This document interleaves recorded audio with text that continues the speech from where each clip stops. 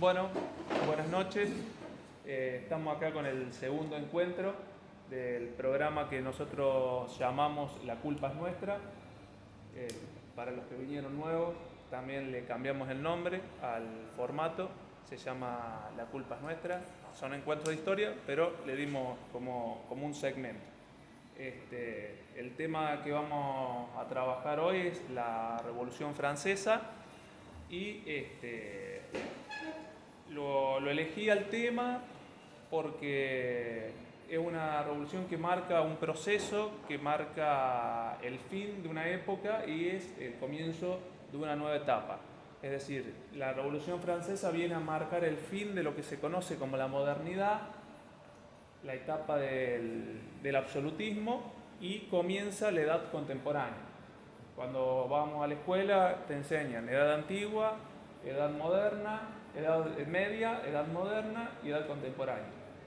Será trabajo de los historiadores ya a la edad contemporánea empezar a darle un corte y buscar una nueva edad, me parece, porque, es decir, la edad contemporánea arrancó con la Revolución Francesa y todavía estamos con el mismo corte histórico. Y quizás ya hay algunos cambios que pueden marcar una diferencia. También la Revolución Francesa le da origen a algo que parece que siempre hubiese existido, pero que le da origen al Estado moderno, al Estado como lo conocemos ahora, al Estado actual, con sus leyes, con sus gobiernos, con la división de poderes, con un solo ejército, con una educación, con un reglamento comercial. Tiene su origen a partir de que se produce la Revolución Francesa. Por eso, fuera de la charla, te decía que es no la madre, pero sirve como base para... Sí, es una de las primeras revoluciones, digamos, lo podríamos decir, en Europa continental, de las revoluciones más modernas. Tenemos que tener en cuenta que la Revolución Francesa es posterior a una revolución donde Francia estuvo implicada, que fue la Revolución Norteamericana. En Estados Unidos la independencia se da el 4 de julio de 1776, el mismo año en el que la corona española va a crear en nuestro territorio el Virreinato del Río de la Plata. En ese momento los franceses, ¿por qué están involucrados en la Revolución Norteamericana? Porque ellos tenían un conflicto con Inglaterra, un conflicto directo. Había una competencia comercial entre Inglaterra y Francia. Inglaterra era quien tenía el mando de las colonias que estaban en el territorio que hoy es Estados Unidos. Esas colonias se quieren independizar por una cuestión impositiva, digamos, para decirlo así simple, y Francia va a apoyar a las colonias que se rebelan contra Inglaterra. ¿Por qué? Por una cuestión de estrategia internacional, digamos, de relaciones internacionales, de política internacional. Dos imperios que andan por el mundo comiéndose territorios, tratando de desgastar indirectamente al otro imperio. En ese momento Francia interviene, apoya a los rebeldes que están en Estados Unidos, también lo va a hacer el Imperio Español, de una forma más, digamos, sutil, pero también España va a apoyar a los rebeldes junto con Francia para que luchen contra Inglaterra. ¿Sí? El enemigo de mi enemigo es mi amigo en este caso. ¿Qué es lo que va a pasar? El Estado francés, la monarquía francesa, el rey, la monarquía absolutista de ese momento ya venía con un conflicto económico, con una crisis económica. La participación en la guerra, si bien logra el objetivo de que Inglaterra se vaya, digamos, de Estados Unidos y las 13 colonias norteamericanas se independicen, no le sale gratis, digamos, a lo que es, no le sale gratis a la monarquía absolutista de Francia. ¿Por qué? Porque eso tiene un costo. Es decir, financiar una guerra tiene un costo. Y es un costo que la monarquía de Francia le va a salir muy caro porque ya venía con problemas.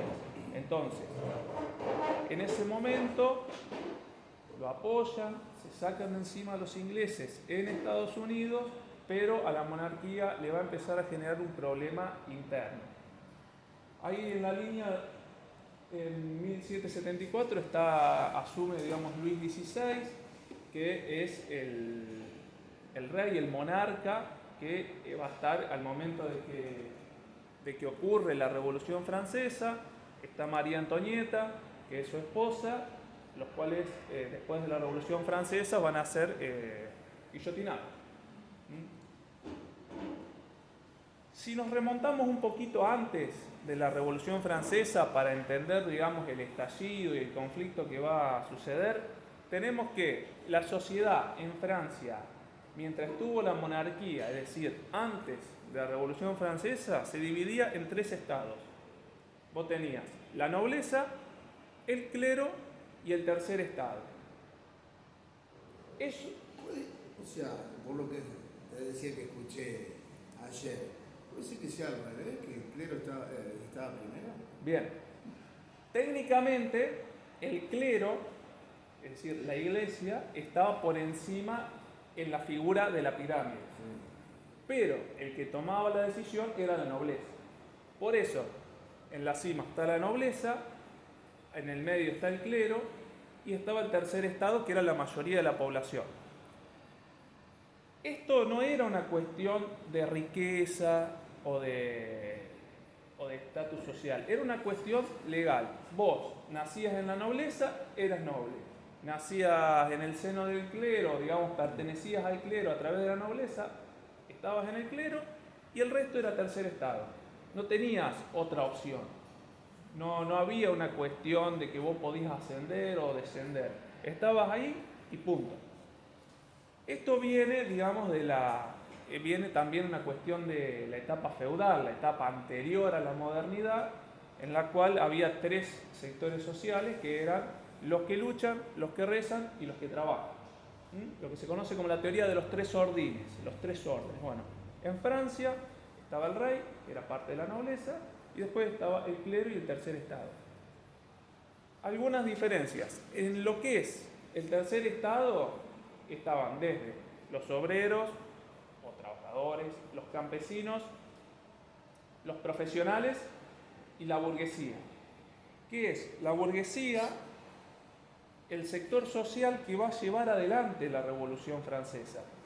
La burguesía en este caso incluía también a los profesionales, o podríamos decir lo que van a ser los intelectuales de la burguesía, los intelectuales orgánicos, diría Gramsci, y la burguesía es el sector más alto dentro del tercer estado.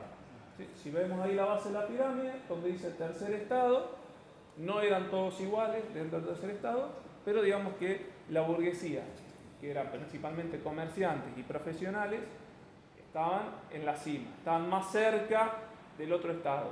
Pero por una cuestión legal no iban a llegar nunca, porque era una cuestión de nacimiento. Lo mismo pasaba en la nobleza. En la nobleza había distintos tipos de nobles. Estaba la nobleza de sangre, estaba la nobleza de los que luchaban, estaba la nobleza de la toga, que eran lo que es vinculado a la justicia, y también estaba la nobleza, que era algún burgués que se había enriquecido y que había comprado un cargo, y vos eras noble por comprar ese cargo que le llamaban el parlamento, o le parlement, decía un profesor, que no era el parlamento como tal, sino que eran mano derecha del rey, en el sentido que el rey le decía, bueno, ustedes muchachos hagan esto, y los tipos estaban ahí por plata, entonces lo hacían, básicamente.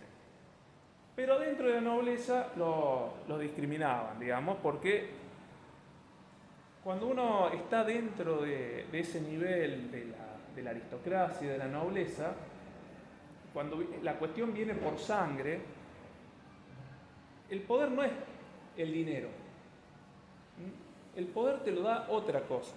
Es la pertenencia, es el apellido, es decir, vos podés tener todo el dinero del mundo, pero si no tenías la sangre, el poder o el apoyo o el apellido, Claro. Entonces, a esta gente que compró los cargos para pertenecer a la nobleza, medio que eran de la nobleza, pero en medio de segunda. Es como un tipo, ¿viste?, que junta 4 pesos y ya enseguida empieza a hablar finito. Pero no sos noble. ¿Me entendés? Vos sos como cualquiera, nada más que juntás. Bueno, pero ahí está la realidad que quieren serlo. Bueno, es el deseo. Bueno, pero por lo menos eran más auténticos los otros, por lo que querían ser. Sí. Pagaron. Y lo decían. Claro. Bueno, la cuestión que, digamos, la nobleza original, que esto también viene de la otra etapa del feudalismo, es la nobleza de espada.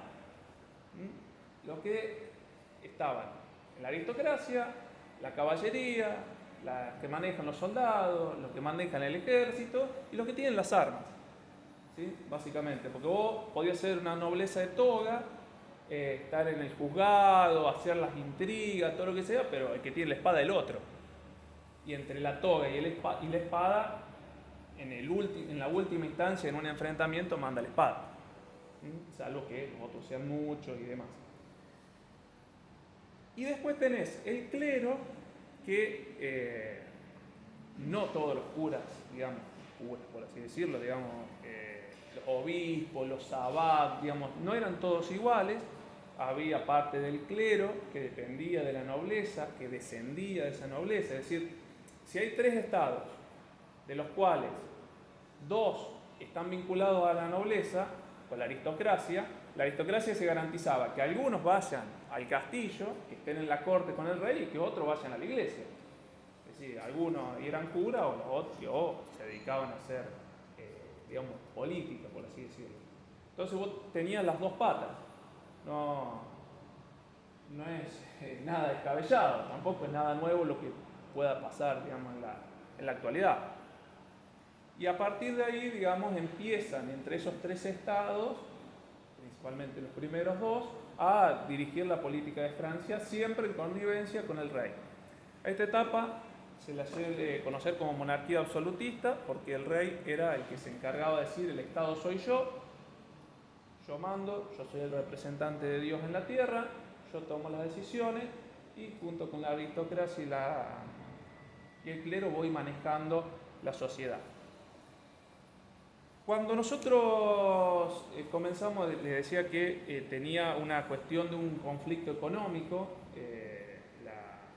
el rey, la monarquía estaba pasando una situación económica complicada.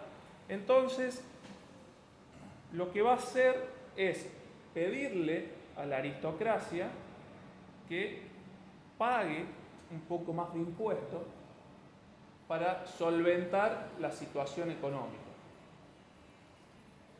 La aristocracia, que era el dueño del 25% de las tierras, ¿sí?, eran en total, se calcula que eran 125.000 personas en un estado que tenía 26 millones, y era tenía el 25% de las tierras de Francia. Había un 20% que le pertenecían al clero. Por lo tanto, había muchas tierras en pocas manos. Sumado a eso, que la aristocracia no las trabajaba las tierras. ¿Cómo era el sistema? La aristocracia era el dueño de la tierra, se las daba al tercer estado, que eran los campesinos, le cobraba un alquiler por eso, le cobraba el 50%, el 60% de la cosecha y vivía como noble. El clero hacía lo mismo, nada más que en vez de cobrarle el 50-60%, le cobraba un poco menos, pero le cobraba el diezmo, que era el 10%. Cuando el rey trata de decirle a la aristocracia: bueno, muchachos, estamos en una situación complicada, esto se está poniendo difícil, tenemos conflictos por todas partes, pongan un poquito para solventar los gastos, porque si no, se va a complicar. La aristocracia, ¿qué puede decir, Alejandro? ¿Paga los impuestos o no paga los impuestos? No está acostumbrada. No los pagó nunca, no trabajó nunca, no los pagó nunca. Estaba acostumbrada a tener privilegios por todas partes, y al rey a Luis XVI se le ocurre decirle a esa misma gente que pague los impuestos porque había crisis. La aristocracia obviamente le va a decir no. ¿Qué es lo que hace la aristocracia? Dice, vamos a llamar a la convocatoria de los estados generales. El rey le dice, muchachos, ustedes están locos. Dice, hace 175 años que no llamamos a los estados a estados generales. Dice, ¿para qué lo van a llamar ahora? Llamar a los estados generales era llamar a los 3 estados que se reúnan y que tomen una decisión por fuera del rey, lo cual hacía 175 años que no se hacía. Era para el rey una verdadera locura. Lo que sí me da a pensar es que si la aristocracia le plantea esto al rey es que estaban un poco cansados del rey. Entonces, hola. Por más de 100 años que no pasaba eso, pero va acompañado con el tema de los impuestos, más allá del cansancio, porque se le toca el bolsillo. ¿Cuál es el órgano más sensible? No hay otro. El bolsillo. Entonces, la aristocracia dice no, nosotros no lo vamos a pagar, el clero, nosotros menos, porque ellos están en otra dimensión. A lo mejor estaban cansados, como vos decís antes, pero a lo mejor les convenía, en algún caso estaban en la cómoda. Obvio que estaban en la cómoda. Llegaron. Hasta que había que... Claro, cuando había que poner, ya ahí un poco se enojaron, no ponen, llaman a los estados generales, y cuando se convoca a los estados generales, que no es algo pacífico, hay conflicto, hay guerra civil y demás, es ahí el momento en que va a irrumpir la burguesía como sector social, que todavía no es una burguesía industrial como va a ser en Inglaterra, porque la revolución industrial no había llegado a Francia, pero sí era un sector social que irrumpe en esa llamada convocatoria a los estados generales. Previo a eso, el rey va a tratar de que no suceda esa convocatoria, dicta una ley que los obligaba a la aristocracia a pagar impuestos. Básicamente le dice a estos chicos que estaban en la aristocracia que había comprado sus cargos, le dice a los parlemón, obliguen a la aristocracia a pagar, firmen esto. Esta gente que había comprado sus cargos y que estaba en la aristocracia olfateaba que el rey se venía abajo, dice nosotros no vamos a firmar nada, por supuesto, lo traicionaron incluso al rey que le había dado el cargo. El rey, ¿qué va a hacer? Los va a exiliar, los va a echar de Francia, pero la cuestión es que la aristocracia no la paga. Entonces el rey dice, bueno, voy a mandar el ejército para reprimirlos.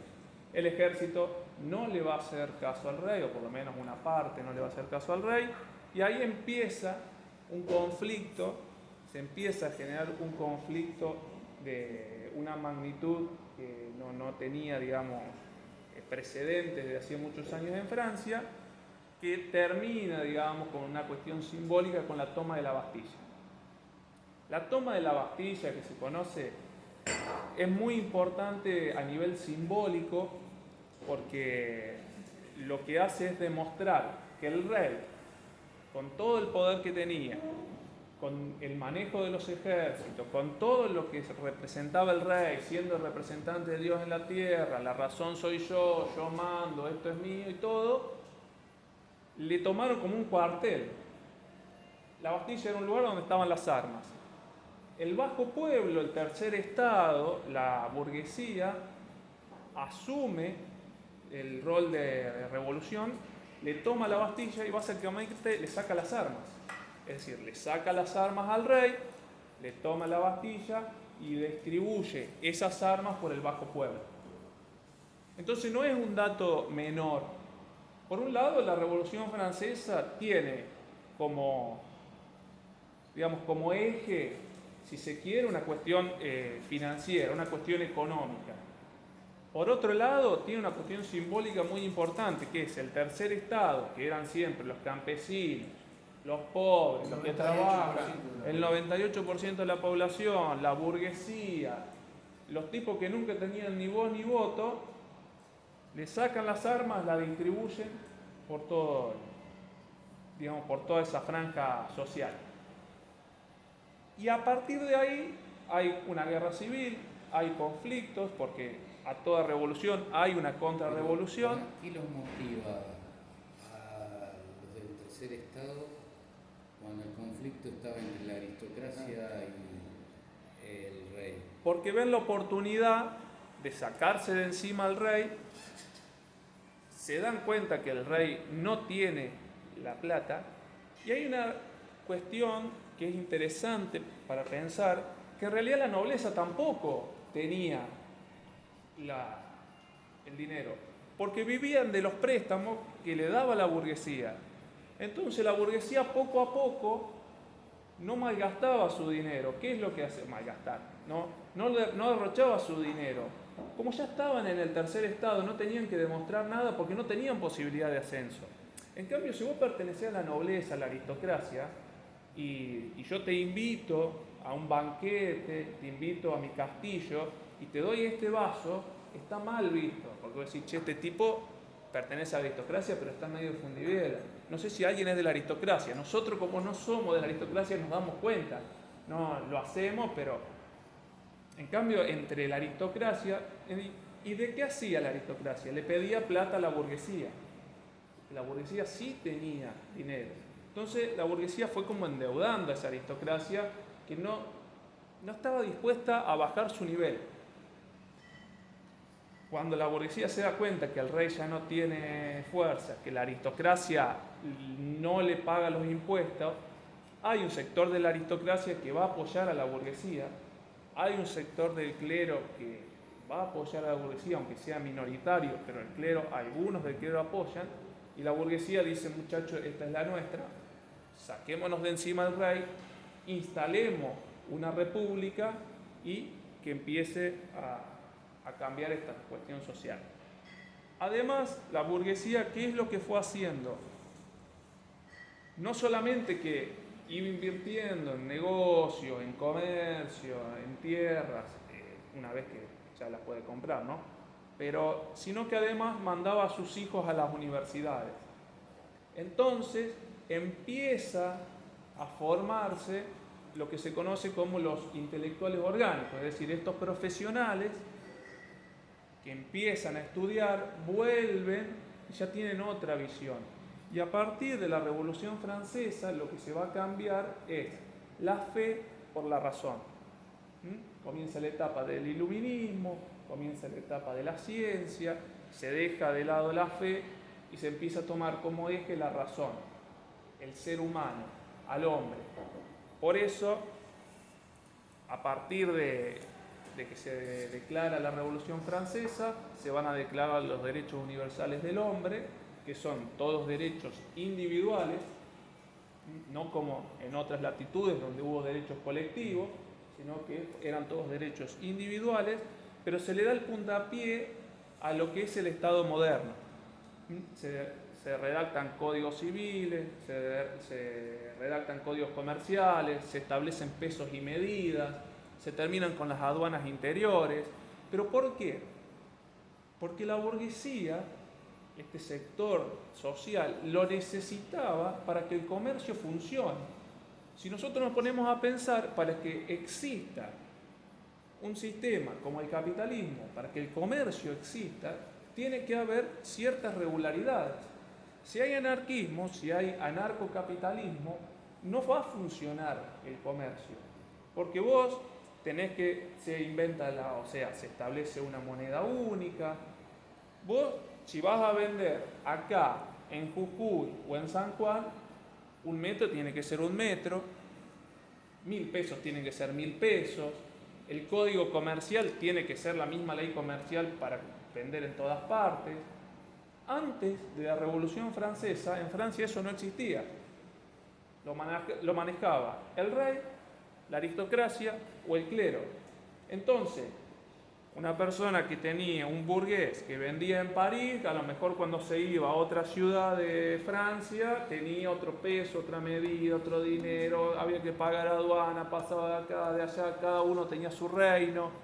Entonces, a partir de que se instala la Revolución Francesa y ya se instala la República, es decir, la Primera República, todo eso se empieza a estandarizar. Obvio que no se va a dar en paz, es una guerra civil, hay un conflicto, quienes quieren hacer la revolución enfrente van a tener la contrarrevolución, que querían sostener al monarca porque básicamente les convenía.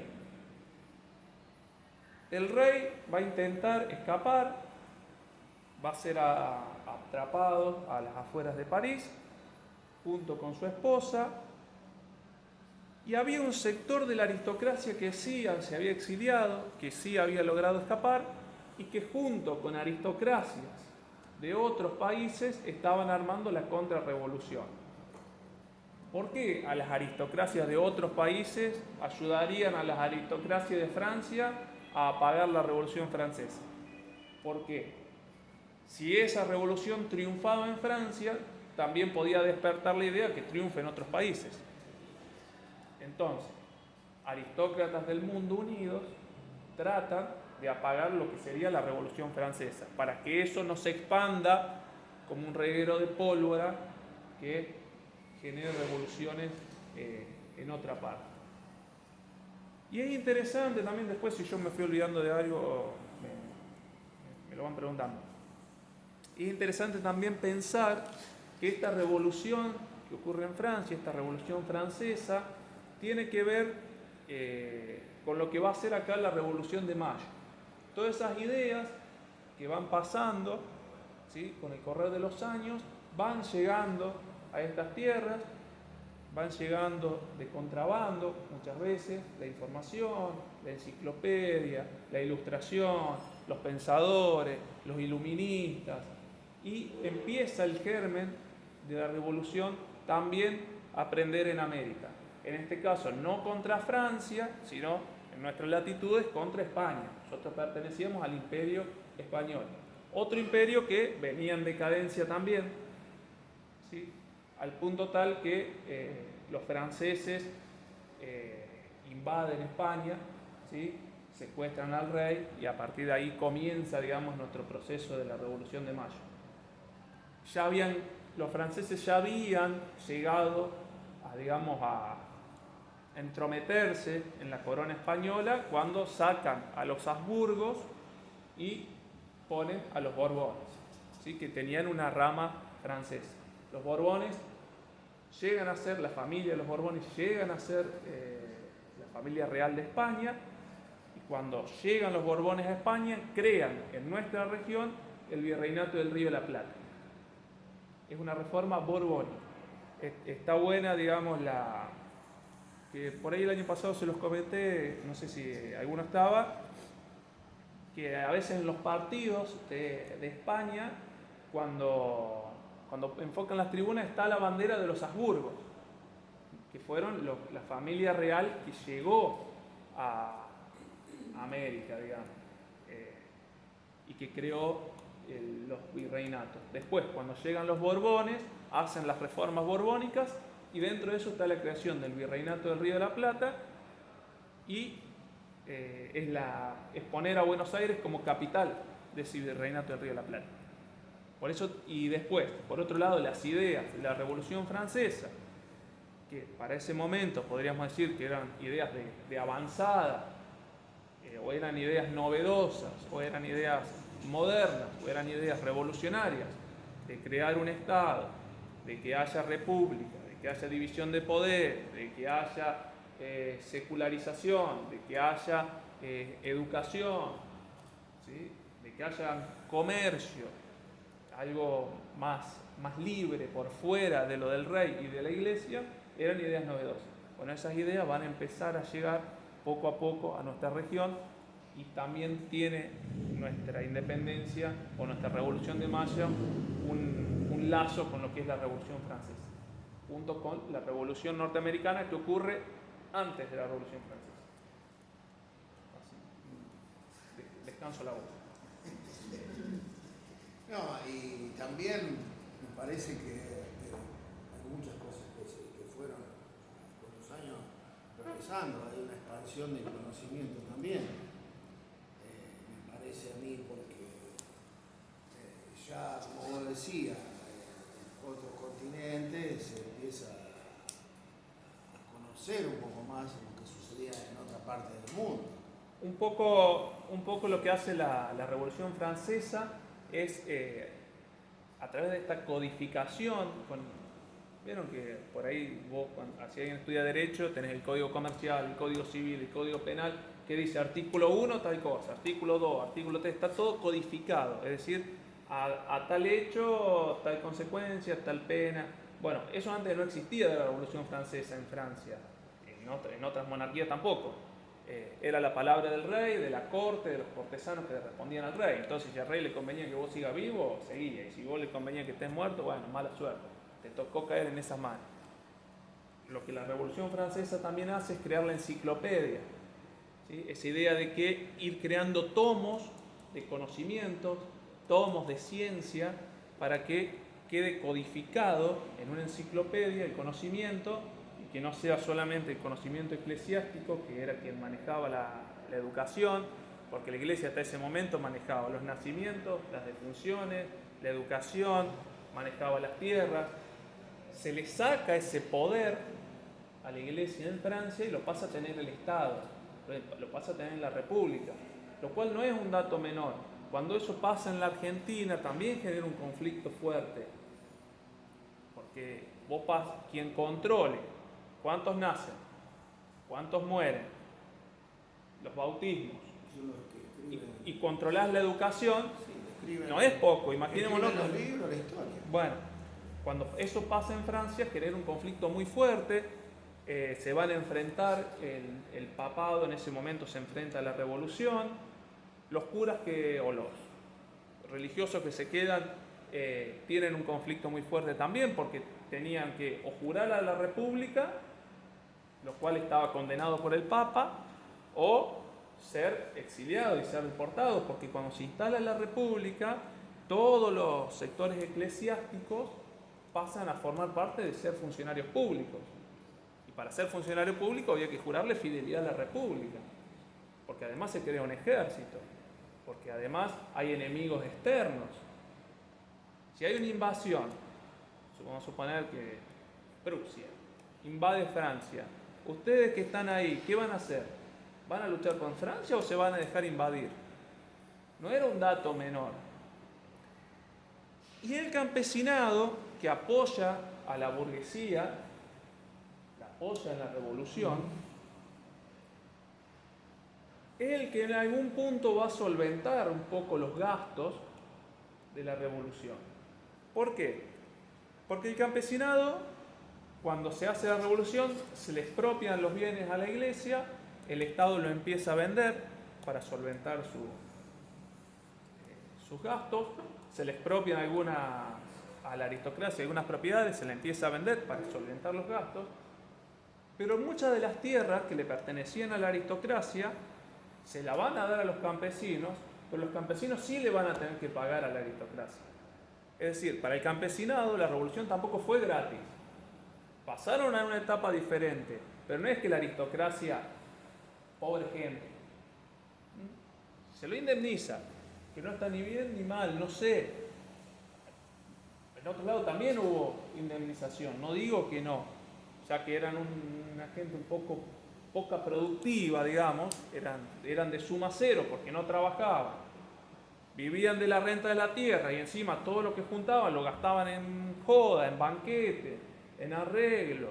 Estaban ahí todo el día en el castillo. Digo, yo no se aburren. Estaban ahí, ¿viste? No, flojitos, ¿viste? Los muchachos. Bueno, dame las tierras, ya que son medio vagos, nosotros te vamos a pagar, pero no la paga la burguesía. La burguesía se dedicaba a la parte profesional o al comercio. Y aparte de ya está, la burguesía ya había ascendido. El campesinado va a ser quien le pague, digamos, el campesinado francés. El campesinado en Francia en esa época, si uno ve las imágenes, no era gente que como ahora, un campesinado bien puesto, digamos, ¿no? Era gente sumamente pobre, en condiciones que vivían en Montevideo, donde bueno, vos tenés luz, cloaca, gas, por ahí tenían internet, yo imagino que debe haber sido terrible. Se hacían las 7 de la tarde en invierno, un frío terrible. Pero Entonces, eso también es un dato interesante para analizarlo, digamos. Porque hacemos la revolución, fenómeno, nos sacamos encima al rey lo guillotinamos, hay una etapa del terror, se instala la república, fenómeno. Pero alguien paga por eso. Claro, tiene un costo. Eso tiene un costo. La aristocracia no lo iba a asumir, si no quiso pagar los impuestos, menos iba a asumir los costos de la revolución. El clero ya había sido un poco corrido, entonces, bueno, muchachos, si ustedes me corren del poder, háganse cargo de lo que pasa. La burguesía, estamos en ascenso, nosotros hicimos esto para beneficio nuestro. Bueno, esto fue el campesinado. Es para analizar. Al momento de luchar, estamos todos juntos, después, ahí, al momento de poner la plata, hay algunas diferencias.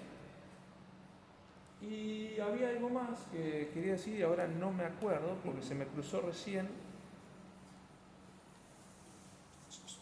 Pero bueno, no sé si mientras se me ocurre si hay algún comentario. Yo te decía antes que si bien no fue la madre de las revoluciones, pero vos todo lo que estás contando fue muy, muy importante, marcó un antes y un después a nivel mundial. Todo lo que se ha creado. Lo que pasa que marca un antes y un después porque imaginemos que se marca un cambio de época, Claro. una edad, una cuestión que son años y años y siglos, que a partir de ahora esto cambia de nombre porque marca un antes y un después en la sociedad. Comienza la edad contemporánea, comienza el Estado moderno, donde el Estado moderno tiene cuestiones básicas que para nosotros nos parecen comunes, normales, pero que hasta ese momento no era normal, no era algo común. No era que vos pasaba algo y tenías un derecho a juicio, que vos tenías un derecho a un abogado. No, eso no existía. Claro, pero ¿por qué? Porque para eso había un sector social que mandó a sus hijos a estudiar en las universidades de Derecho. Y ya que sabían Derecho, necesitaban que haya un código. Necesitaban que haya jueces que no que hayan comprado el cargo a la corte, sino que sean por concurso. Y además necesitaban que haya una regularización. Si vamos a ser comerciantes, necesitamos que los pesos y la medida sean en todo el territorio igual. Si no, no puedo andar renegando. Bueno, pero eso te lo da el Estado. Por eso viene el conflicto con el anarquismo en otro momento, más adelante. Porque estamos acostumbrados a vivir en el marco del Estado. El Estado surge para garantizar muchas cosas, pero incluso esa. Si nosotros vamos a tener un Estado moderno, la educación la tiene que manejar ese Estado. El Estado tiene que saber cuánta gente nace y cuánta gente muere.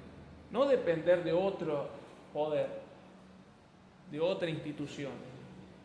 En un Estado moderno, es lógico que vos tenés que saber eso. No se lo podés dejar a otro, porque el poder no se hereda ni se delega, se conquista y se ejerce. Si el Estado quiere tener poder, bueno, lo tiene que conquistar. Lo conquistó, bueno, ahora ejercelo. Esa es tu función, controlar eso. Entre otras, después, cuando surgen, más cerca de la actualidad, derechos colectivos, bueno, el Estado también tiene que garantizar esos derechos colectivos. Pero en este momento había derechos individuales. La función del Estado era garantizarlo. Por eso se crea la República y se crea todo lo que tiene que ver con las funciones de un Estado, que para nosotros son como normales. Cuando alguien nace, está bien, se lo bautiza según la fe, la creencia que uno tenga, pero se va al registro civil. No hay que vuelva a anotar en cualquier lado. Antes, bueno, no pasaba eso. Parece como algo, vos decís, ¿cómo? Pero no, antes de la Revolución Francesa no era así. El poder estaba en otro lado. Cuando ese poder empieza a perder una cuestión económica, y la cuestión económica la manejaban otros, eso se viene abajo y lo que asciende es un nuevo sujeto social, un nuevo actor social, en términos marxistas sería una nueva clase social, que es la burguesía. Y en ese... Claro, o sea, eso es lo que yo te quería preguntar. O sea, yo, habitante, poblador de esa Francia, de un nivel más bajo, aquí quién le debo la revolución? Y digamos, Porque, la parte o sea, ideológica sí, es de o sea, la, es de la pensar, no es que burguesía. no tenía poder de pensar, No. no puede pensar, había ignorancia total y tenía que trabajar. Obviamente que iba a depender de lo que haga, lo que diga, y encima no tenía poder de nada, de voto ni de nada. Pero a su vez en alguna parte se vio beneficiado por los derechos, ¿no es cierto? En Digamos, este caso. la cuestión de... ¿A quién le debo yo eso? La cuestión ideológica, el marco conceptual, el marco ideológico es del sector de la burguesía, que ve, la burguesía como sujeto social ve que los otros dos estamentos se están viniendo abajo. Dice, es el momento cuando el rey, que nunca la aristocracia le había exigido nada, le exige ni más ni menos que pague, es obvio que la aristocracia va a decir que no. Entonces dice, bueno, ya que la aristocracia dice que no, qué mejor momento de decirle, che, saquémonos de encima al rey, avancemos hacia un nuevo proyecto, avancemos hacia una república y a partir de ahí empezamos otra cosa. Alguna parte de la aristocracia dijo que sí y otra parte de la aristocracia no quiso, pero por una cuestión que no estaban dispuestos a compartir o a bajar de clase. La aristocracia inglesa en algún punto lo tomó distinto, ¿sí? Los ingleses lo vieron más por la cuestión comercial, lo vieron por otro lado, pero la aristocracia francesa, buena parte de la aristocracia era contrarrevolucionaria porque no estaba dispuesto a compartir con un sector social su clase, su posición y su privilegio. Hay una cuestión de clase, una cuestión de idea y de pertenencia. Que no importa cuán rico seas, vos no sos de la aristocracia, yo no voy a compartir esto con vos, porque dinero tiene cualquiera. Vos podés ser aristócrata o podés ser narcotraficante, vas a tener dinero, pero no pertenecés. Sentate más allá, correte, Alejandro, correte. No sos aristócrata, tenés dinero, pero nada más. Ahora, si vos pensás que por tener dinero sos aristócrata, bueno, yo no tengo derecho, yo tengo, como dice Dolina, yo no le voy a quitar a nadie el derecho a elegir mal. No sos aristócrata. Bueno, pero cada vez se nota más y se nota en todos los tiempos y ahora lo que vivan es querer pertenecer. Ah, bueno. Pero eso forma parte de otra historia. Es un gran problema. Es su historia. Podríamos hacer un análisis sociológico. Próximo programa en YouTube, análisis sociológico. Pertenencia a una clase de la cual no te dejan subir. Y algo que ahora me acordé, que lo vi recién también y que persiste hasta nuestros días, que lo charlamos también antes de comenzar la charla, que es la cuestión de que en esta etapa de la Revolución Francesa, una vez que se sacan de encima, digamos, al rey, aparece la idea de la derecha y de la izquierda.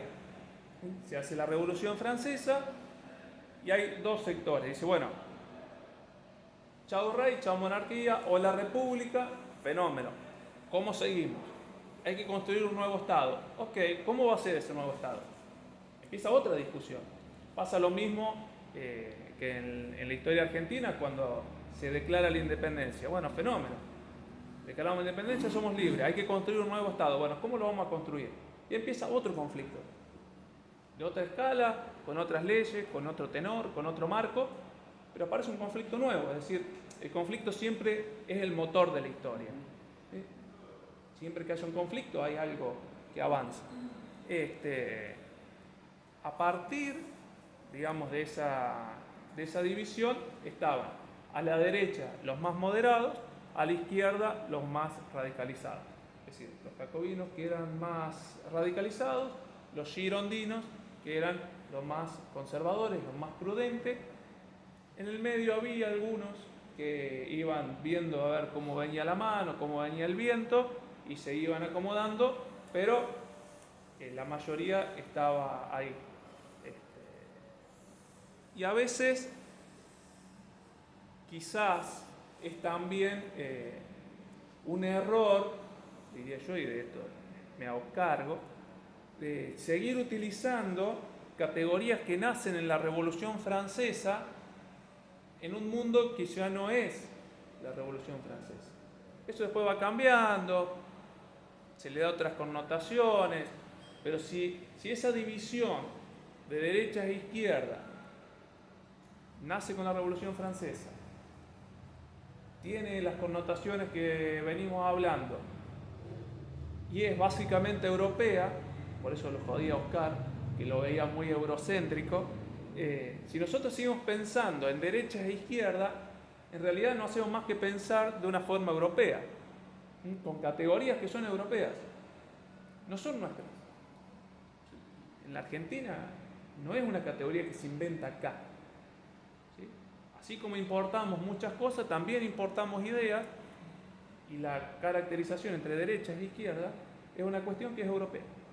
Es decir, seguimos en algún punto, por más progresista o conservador o de avanzada o de vanguardia que nosotros pensamos, si pensamos con esas categorías, seguimos siendo eurocéntricos, seguimos pensando con ideas europeas y no caminamos con nuestros propios pies. Es para analizar, es decir, bueno, si esto nace acá, ¿por qué lo usamos nosotros? Usemos otra categoría. ¿Por qué nos identificamos o juzgamos que es peor? Si fulano es de derecha o de izquierda. Si nosotros no somos europeos, usemos otra categoría. Si hay más palabras. O creamos o diseñemos conceptos nuevos. No sé, para analizarlo. Los girondinos, los jacobinos, la derecha, la izquierda, los sans-culottes, que eran los que no usaban calzas, porque usaban pantalones, esos estaban a la izquierda. Bueno, es para pensarlo. No sé, se los dejo así para una discusión. Son ideas eurocéntricas, son ideas que vienen de Europa, son ideas importadas. Y a veces, por utilizar ese concepto, también se hacen algunos diagnósticos equivocados. Sí, bueno, eso ya es propio nuestro y de este mundo, de este lado del mundo, de tomar lo bueno, lo malo, lo viejo, lamentablemente hemos heredado eso, y a lo mejor también hay una comodidad intelectual, quién sabe. Bueno. O hay que ver si los encargados de diseñar nuevas ideas son eurocéntricos también. O están en la pereza, como decís vos. Están ahí en la cómoda, entonces, bueno, agarramos estos conceptos.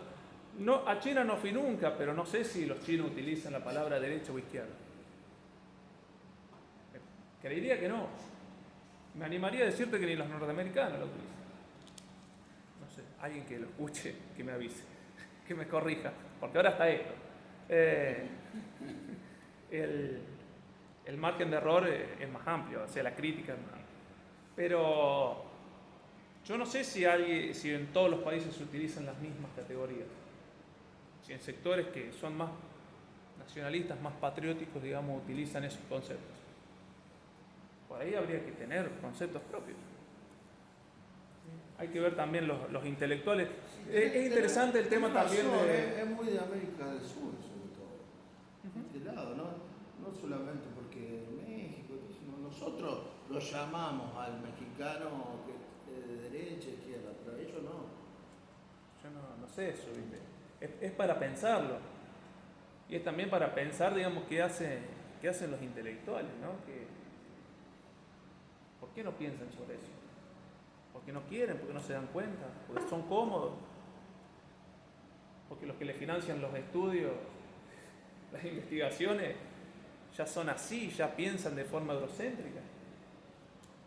No sé, es para analizarlo, pero ya que nosotros nos damos cuenta, por lo menos, me preguntaron esta mañana cuántos eran en la primera charla y yo le dije que a los últimos los atendía Cani porque estaba en la vereda de Carlos Julio Peretti.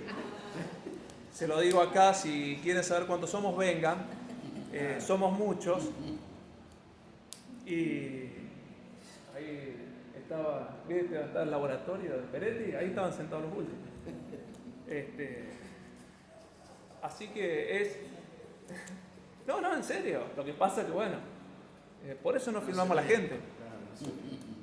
¿Por qué no le preguntan a los canales de televisión cuánta gente lo mira, a ver cómo les va? Pero eso no lo preguntan, ¿viste? Es para pensar. Me parece que el tema es un tema interesante. La Revolución Francesa dejó muchas cosas. Es también para pensar la función del Estado, que no es solamente la crítica, sino que nosotros estamos acostumbrados a vivir en un Estado organizado. Nosotros estamos acostumbrados a que exista la propiedad privada. Bueno, esto viene también de la Revolución Francesa. Vos tenés tu casa, vas al escribano, a nosotros nos gusta tener nuestro auto, nuestra casa, vos tenés el título, tenés la escritura. Ahora, si hay alguien que quiere destruir el Estado, bueno, también va a destruir eso. Si hay alguien que dice, no, porque el Estado hay que poner una bomba, está bien, pero también va a destruir lo tuyo. Si alguien le pone una bomba al registro de la propiedad, chao casa. Viene un tipo con un arma, te saca y vos te tenés que ir a callar la boca porque no hay más registro de propiedad. Es para analizarlo. La Revolución Francesa dejó muchas de esas cosas, o sea, le dio el puntapié inicial a la conformación del Estado moderno. También dejó algunas categorías que por ahí no hacía falta tomarlas o podríamos comenzar un proceso de analizar la realidad o la sociedad con nuestra categoría. Alejandro, no sé cómo estamos con la hora. Está bien. Sí. Bueno, lo cerramos, porque si no, viste, la otra vez nos quedó sin cierre. Cerralo. No, cerralo. Charlamos. No. Bueno, cerramos el segundo encuentro de La culpa es nuestra. Estuvimos trabajando la Revolución Francesa. Suscríbanse al canal, denle me gusta. Y alguien del exterior vio el video, así que pueden donar. Pueden hacer alguna donación. Estás en Nueva York, viste ahí mientras ves el Don John, la bolsa. Si miraste el video, hace una donación, después te paso el CBU. Gracias.